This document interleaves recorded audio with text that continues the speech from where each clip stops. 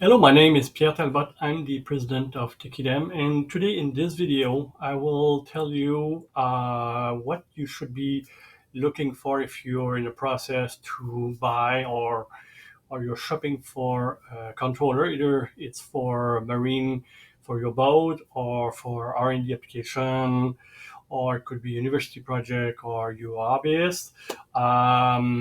So I will give you some hint of what you should be looking for, and so let's start. Um, so again, as I said, TKM, what we do is we have developed this marine controller. We also have ongoing R&D project for hydrofoil project, doing some consultation for electronic, because I have a background of electronic design, software, and project management, and I've worked on the avionic satellite constellation, video product, test product, communication, integrated circuit. So I have brought all my knowledge to come up with this box. But today we'll talk about what you should be considering for the your next controller. So the first thing, of course, is to define your need now and in the future. So in a year from now, 2 years from now, you need to figure out what you will need. For this, we have a planner, a Google spreadsheet that could give you help on this. So go on our website, you will find there's a link and you fill out a short form and we'll send you that. It's free for you, nothing to pay, but it will be very useful in your process of shopping for a controller. And then you need to define your budget. Of course, pretty obvious. Is it $1,000, 2,005, 10,000? There's a lot of company out there on my radar. I have more than 60 companies, and the price is quite uh, wide. Um, some of the big name out there, price could be four times the price of this. That's why I have built this to come up with a very compact and integrated box.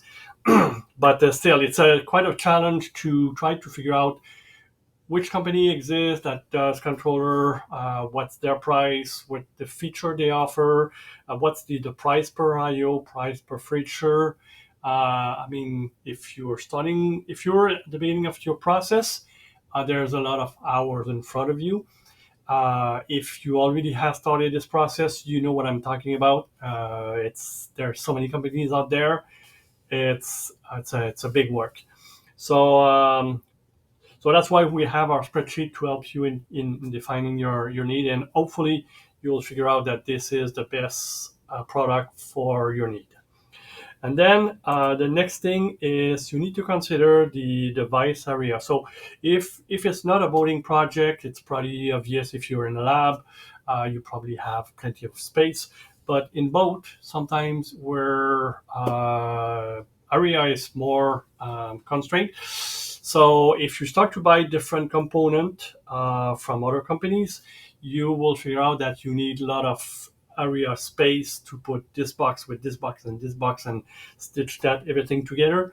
It's a lot of area, so don't forget it's you could be caught up in with problem with this. Um, Need to consider the power.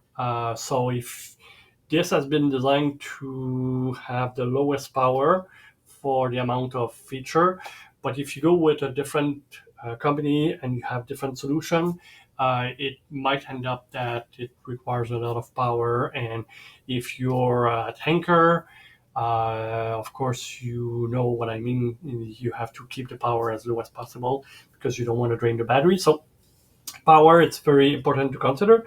um, you need to look at, if you go with different vendor, integrating all the units together and making sure that they work together, and this unit sends the information to that unit, and how many days and weeks you have to spend trying to make a final solution. It's something to consider. That's why having an integrated solution is always better, because it's already made to work all together.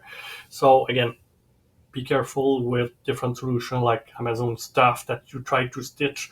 It might be a challenge and it might become ugly because they don't have the right box and enclosure, and might have to write your own software for this, and it could be a nightmare. If it's a boating application, be look at something that is IP65 and more. That means that it's immune to humidity, because on boat, because it's surrounded by water, you want to make sure that no water gets into this or humidity. If it's an R&D project, if it's a university project, or if you're hobbyist, maybe this is less of a consideration, but still be careful with it. Um, then on the company, if you decide to go with other companies, look at companies that offer good documentation, videos. That's why I will produce in the weeks to come a lot of videos on different sensors and how to configure this and how to customize this. So that's why. And if you at some point you see that there's something, a subject you would like to see, let me know, and I will add the videos for that. But still, documentation is very important. And then you need to look at the input. So how many analog input do you need? What's the voltage range? Do you need some digital input? So some companies, they offer some, they have multiple inputs, but some of them, they are only digital, so be aware of this. Do they have OVP, so over voltage protection? Make sure that if you have any spike, that the box will be able to support that. Look at which sensor you need to support and what's their voltage range, or do you want at some point, if it's a boat application and you want to remove the gauges in the on the helm, then it's a different story, because you need to have those sensors to be powered. So it's something to look for. So if you just tap on the sensor and it's already powered, then it's just a voltage that you measure. Otherwise, you need to power the sensor. So you need to consider that. Do you need to measure the RPM of your engine?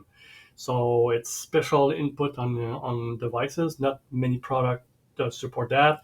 And then after that, it's the other type of sensor: pressure, temperature. It could be temperature in your fridge, water level. I mean, there are so many things, but still, you will need inputs to support those things. Do you need to measure current? How do you measure that? Which type of sensor? Is it a shunt? Is it a Tor sensor? Eventually, I'll make videos for that. So, number of inputs and their type. After that, you need to look at the relay. So, do you need to control equipment, turn them on and off? Do you need to control light, pump, blower? So, you need to calculate the number of relay. Be aware that some companies, they only offer relay driver. So, they will only drive the coil of a relay, but it's not a relay by itself. This has a relay inside. So be careful with this. How many current? What's the number of? What's the current that you need to support? So you need to look into this. In this case, this is 16 amp. Is it latching or not? So latching is when you tell the relay to turn on, then it will stay on and you won't have to power the relay. That's important because if, let's say, if it's your sailboat, you're at anchor, you don't want to draw a lot of power just to keep some relay on or off, mostly on. If it's just latching, it will just flip like a normal switch. And then do you need to have some run and voltage sense? That means that if, for example, if there's a bilge pump, even if it's triggered by a floating device outside, your relay that is connected in parallel to be able to sense the voltage and know that something is running. So that's why having relays that can measure current and voltage is important, but still, it's not all product that support that.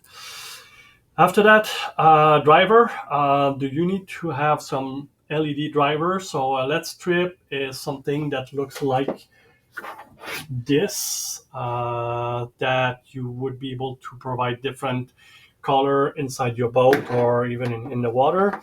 So those are special output.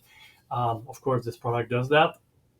It could be that you need to drive an external relay. For example, if you want to control your windlass, those are very high power relay that support 50 amp and more. So in this case, you need to just control the coil of the relay. So, but still, it's a load driver. Of course, this product does support that. Um, After that, you need to figure out, okay, the sensor, which sensor you need to control. Do you want to measure fuel level, water level, fuel flow? Um, this product does support fuel flow, and we have one sensor that we recommend because it has been tested. It provides good performance, but still, fuel flow, it's a special sensor, and not all of them work good. Those some of the sensor, the some of them require to be powered either by 3.3 volt or 5 volt. So be careful with that because you might need to have an external power supply for that. Of course, this box does have those two voltage output, so you are able to control them. Do you need to monitor AC and shore power? So that means you need to have something that will look at the frequency or the voltage and or the current of the shore power. So again, those are special sensor for that.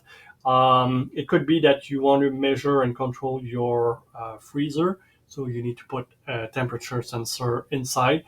Those normally are different type of temperature sensor. So make sure that what you're looking for, the product you have in mind, does support that. Very interesting feature. And then after that, the display. So ask yourself the question: how are you going to display the information? So if you go with a multifunction display like this one that we have here, this is an Axiom from Raymarine. Usually those are very expensive, so it's just to display the RPM. Well, not the RPM, but all the engine parameter. It's could be $2,000 just for that. It might be expensive plus the battery and all of this. Um, what I would recommend is to go with something like this. This is an old iPad. It could be an Android tablet, or it could be a laptop. But if you, some company, they offer proprietary screen, but this only does one thing. So versus if you have an iPad, at the end of the day, you can take the iPad and watch a movie or go on the internet. So you can do different things with a tablet versus a dedicated screen. So that's why I would recommend this, and it's a very cheap solution. Mostly if you buy that used, or you already have a used one at home, you can use that. But I would make sure that you keep the tablet in your boat. Otherwise, one day if you bring that at home, you'll forget and you won't be able to display. Well, it's always possible to display your information, at least with this controller. But if you go with a different company, make sure what type of display are you going to use. And after that, you need to think about, okay, what's the information you want to display. So if you, some product that I've seen, they have nice gauges, but they take so many space in the on the screen that doesn't leave a lot of space for other type of information. So be careful with things that looks too nice but are not very uh, screen efficient, if I can say so. Um, the product that you're considering, can it support fuel flow? Is it able to display the fuel graph where the fuel consumption versus the speed or versus the RPM? So those are the things that you can display with at least with this product. But if it's what you're looking for, not a lot of product does support that. Extensive monitoring. This is very important because what you see right here, this is an LED button. So, and in this product, for a two-engine boat, you have hundreds of rules that are monitoring your boat in parallel and checking if there's a problem with oil and voltage and current. All of these things, they are rules as complex as you want.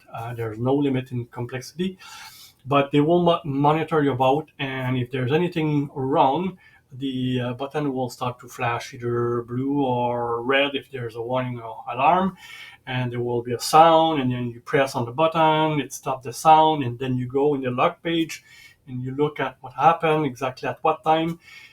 This is the kind of thing that you should be looking for, but still be careful. With some companies, they only offer very minimal threshold voltage sort of alarm. It might do the job, but still, if my experience is, you will want to do custom stuff and flash a light somewhere in your boat when there's some conditions. There's no limit with this. And still, how are you going to display the warnings and alarm? So that's why you want to have something that is easy to retrieve. Let's say you go on a log page here and you see all the details. If something at some point you want to mute because it's something that you want to continue cruising with your boat, and you know the problem, but you don't want to be annoyed by that. You want to be able to mute that. So these are all the little things that are important. And where are you going to have this information coming to you? So, for example, on my boat, I have a flybridge, so I have this button inside, and at the flybridge, I know if there's something wrong, I will hear it, I will acknowledge the problem, and then I will address the problem. So you need to figure out where and how you want to be notified if there's a problem. The next thing is the debug feature. When you will install a controller, any controller whatsoever, you will at some point you will have a phase of debug. Figure out, okay, something, if it's not working as planned, can you have access to some way of debugging this? Know exactly the details of the problem. For example, if you have an NMEA 2000 network, like in this case, this box is connected to the Axiom. I've connected my VHS, so I can see exactly all the different messages that's coming on this bus. So you want to have that. You want to be able to customize the software. Of course, this I will have a video that shows exactly how to customize this. This unit, it comes with your very own reference sheet with the connector. There's an example on the website, but the connector over here, all pins are clearly identified, and you will customize that. You will say, okay, that cable with the red wire is connected to this sensor, and you usually leave a copy of that close to your unit and maybe somewhere else in your boat. And anytime you need to add or remove or change something, you want to have this kind of information very close to where you need it. And then you need to figure out, okay, how the connections you want to have. So I mentioned the NMEA 2000. It's something very important because it will talk to your multifunction display. You might have some sensors that are compatible with that. You want to be able to transfer data with this. So how many ports you will need? Because as many ports, you at some point you will require a hub. This one has 2 ports per slave board, but some company, if you start to go with multiple device and you stitch them together, you'll have to buy a hub, and will require to have NME 2000 cables for each. So at the end, the solution will be expensive and will require a lot of wires. So and of course a lot of power. Um, do you need to have some GPS? So on my boat, I have, even though that the Axiom has GPS inside, sometimes the reception is not so good. So I have a GPS receiver. It's a USB, so it connects to this. So you need to figure out, okay, your controller, does it require USB port, a Bluetooth, a video port, USB for a keyboard?